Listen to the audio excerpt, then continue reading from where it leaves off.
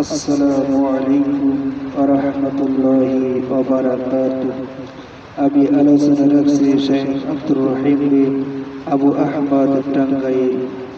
আজকে 168তম আলোচনা। আজকের আলোচনার বিষয় হলো আল্লাহ তাআলা জালেমকে ঢিল দেন, যখন তাকে ধরেন আর ছাড়েন না, তার ধ্বংস অনিবার্য। এই বিষয়ে একটি হাদিস সহিহুল বুখারী আরবি দ্বিতীয় খণ্ড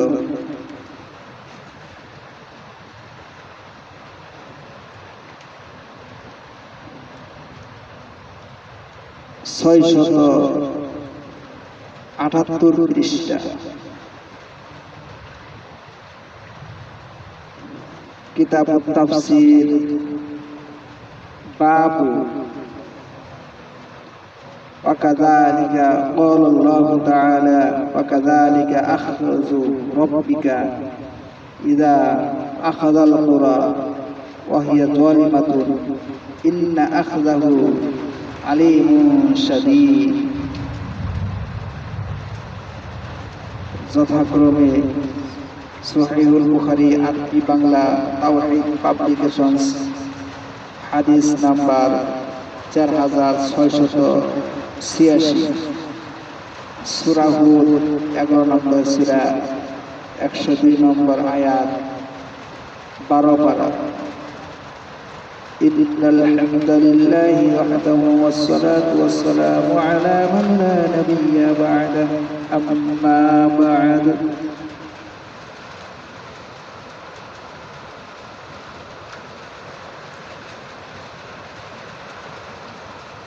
حدثنا صدقة بن الفضل قال أخبرنا أبو معاوية قال حدثنا بريدة بن أبي بردة عن أبي بردة عن أبي موسى قال قال رسول الله صلى الله عليه وسلم। আবু মুসা আশআরী রাদিয়াল্লাহু তাআলা আনহু হতে বর্ণিত, তিনি বলেন রাসূল সাল্লাল্লাহু আলাইহি ওয়াসাল্লাম বলেছেন, ইন্নাল্লাহা লিয়ুমলি লিয-যালিমিন, নিশ্চয় আল্লাহ তাআলা জালিমকে ঢিল দিয়ে থাকেন। হাত্তা ইযা আখাযাহু,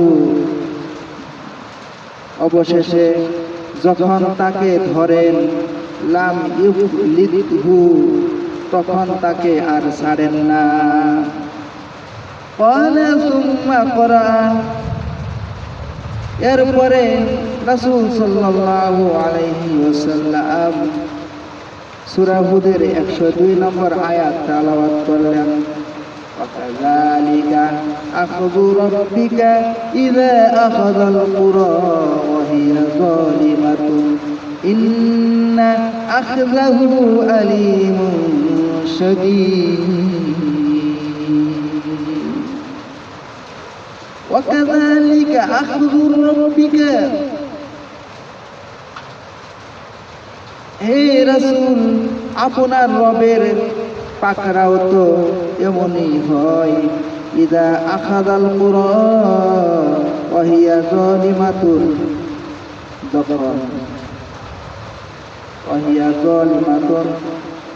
যখন তাদের জুলুমের কারণে, যখন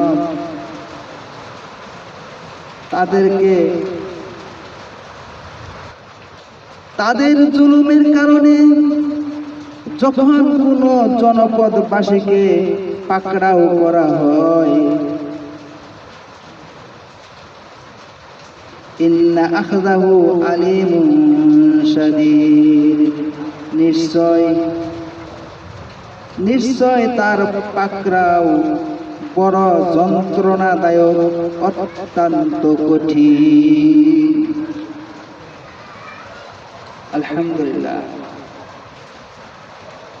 আমরা মনে করি যে এই এত জুলুম করতেছে, এত অত্যাচার করতেছে, তাও তবু তার কোনো শাস্তি হচ্ছে না। সে আরো স্বাধীনভাবে আরো সে বেপরোয়া হচ্ছে, সে আরো মানুষের অত্যাচার বাড়িয়ে দিয়েছে, মানুষের প্রতি গুম খুন নির্যাতন আরো বেড়েই চলছে। তাকে কেউ থামানোর জন্য নাই। মনে হয় আমরা আর তার কাছ থেকে আর কোনো দিন মুক্তি পাবো না, এরকম মানুষ হতাশ হয়ে যায়।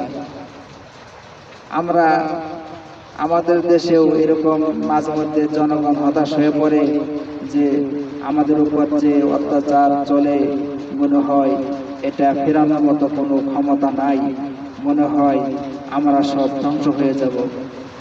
কিন্তু আসলে তা নয়।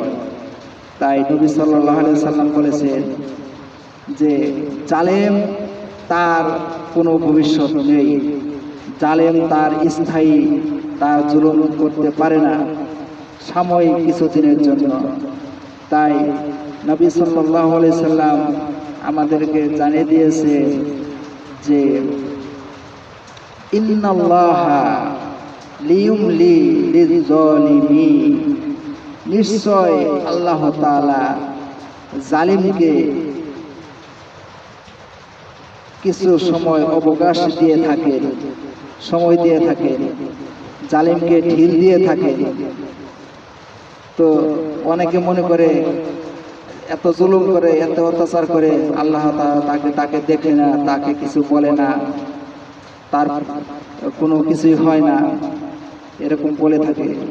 কিন্তু তার জুলুম যেরকম ব্যাপক, সময়ও সেরকম পায় এবং তার শাস্তিও সেরকম ভাবেই হয়।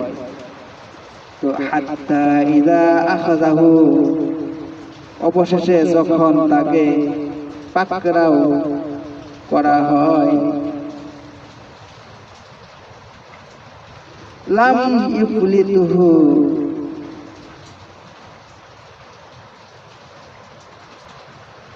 তখন তাকে আর ছাড়েন না। যখন তাকে ধরেন, হাত্তা ইযা আখাযাহু, অবশেষে যখন তাকে ধরেন, লাম ইফলিতুহু, তখন আর ছাড়েন না।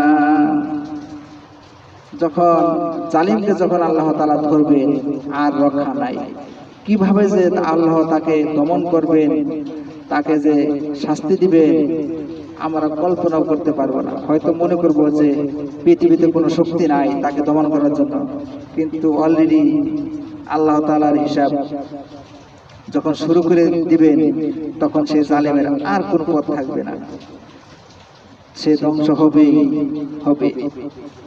তো যাই হোক, তাই নবী সাল্লাল্লাহু আলাইহি সাল্লাম সেই সূরা হুদের 102 নম্বর আয়াত তেলাওয়াত করলেন যে ওয়াকাযালিকা আখযু রাব্বিকা, হে রাসূল আপনার রবের পাকড়াও তো এমনই হয়।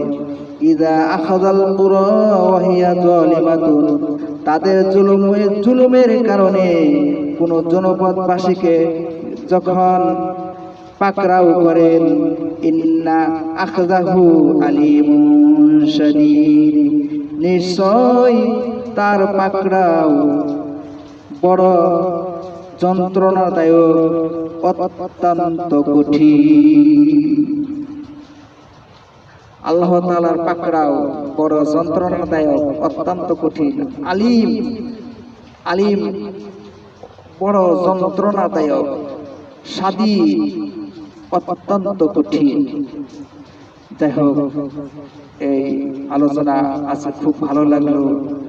আমরা যখন অত্যাচারের জুলুমের শিকার হয়ে যখন আমরা অতিষ্ঠ হয়ে নিরাশ হয়ে যাই, তখন এই আয়াত যদি আমরা পড়ি, তখন মনে আবার শান্তি আসবে, এমনকি আমাদের বিশ্বাস, এমনকি হতাশাকে কাটবে। তখন আমরা দেখব যে জুলুম যখন তার অত্যাচার নির্যাতন যখন তার চলতেই থাকে, তখন মনে করতে হবে সূর্য যেমন উদিত হয়েছে তেমন তার গন্তব্যে অস্তমিত যাবেই, তেমনি জালেম যখন তার জুলুম অত্যাচার শুরু করে দিয়েছে, তখন তার জুলুমের কার্যক্রম এক সময় সমাপ্তি ঘটবে, তখন সে আর বেঁচে থাকতে পারবে না। সাধারণ মানুষ যেমন বেঁচে থাকতে পারে, জালেম আর বেঁচে থাকতে পারবে না।